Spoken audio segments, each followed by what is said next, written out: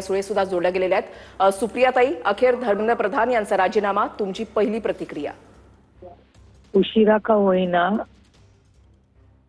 हे माझ्यासाठी खरंच एक आनंदाची बातमी की उशीर झालेला आहे पण आलंय, चला काही हरकत नाही। पण ह्या पिढीचं, नवीन पिढीचं, जी युवा पिढी आहे त्यांचा सार्थ अभिमान आणि कौतुक मला वाटतंय की हा लढा त्यांनी जिंकलेला आहे। अँटी इस्टॅब्लिशमेंट लाईन घेऊन जेव्हा सरकार त्यांच्या विरोधात लाठीचार्ज करत होती, पोलीस यंत्रणा, पोलीस धमक्या देत होते की आम्ही तुमच्या 50 ग्रॅम पावडर कोकेन तुमच्यामध्ये टाकू, ह्याला कशालाही न भीता ज्या पद्धतीने ही पोरं लढली आहेत ना, ही खरंच एक मजा आ गया। मला सार्थ अभिमान आहे या भारताच्या युवा पिढीचा। म्हणजे आम्ही जेव्हा वयस्कर होऊ तेव्हा एका जबाबदार पिढीवर भारत असेल, त्यांच्या खांद्यावर जबाबदारी असेल, हे खूप आश्वासक आहे माझ्यासाठी।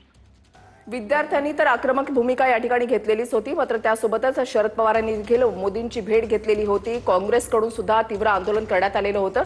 त्यामुळे चहू बाजूने हा वाढता प्रेशर, हे वाढता प्रभाव आणि दबाव, त्याच्यामुळे हा निर्णय झाला असावा, असं आता राजकीय गोटामध्ये चर्चा सुरू झालेली आहे। धन्यवाद सुप्रियाताईजी, तुम्ही आमच्याशी संवाद साधण्यासाठी, तुमची पहिली प्रतिक्रिया TV9 मराठीकडे देण्यासाठी।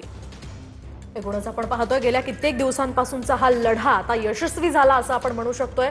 झुरळ म्हणून ज्यांना कमी लेखलं गेलं त्यांचा हा मोठा विजय असल्याचं या ठिकाणी बोललं जात आहे। उशिरा का होईना पण राजीनामा झाला अशी प्रतिक्रिया या ठिकाणी सुप्रिया सुळेंनी दिली आहे। केंद्रीय शिक्षण मंत्री यांनी राजीनामा द्यावा ही मागणी गेल्या कित्येक दिवसांपासून होत होती। त्यासाठी आंदोलकांवर लाठीचार्ज झाला, अश्रुधुराच्या नळकांड्या फोडल्या गेल्या, पॅलेट गनचा सुद्धा वापर झाला आणि या सगळ्या दबावाला, या सगळ्या प्रकाराला न जुमानता आंदोलन आपण करणारच आणि धर्मेंद्र प्रधान यांचा राजीनामा हवाच या एका मागणीवर CJP ठाम होती। आज सुद्धा दिपकेंनी या सगळ्या पार्श्वभूमीवर पोलिसांच्या सुद्धा भूमिकेवर प्रश्नचिन्ह उपस्थित केलं। पोलिसांच्या भूमिकेवर सुद्धा त्यांनी अनेक सवाल उपस्थित केले।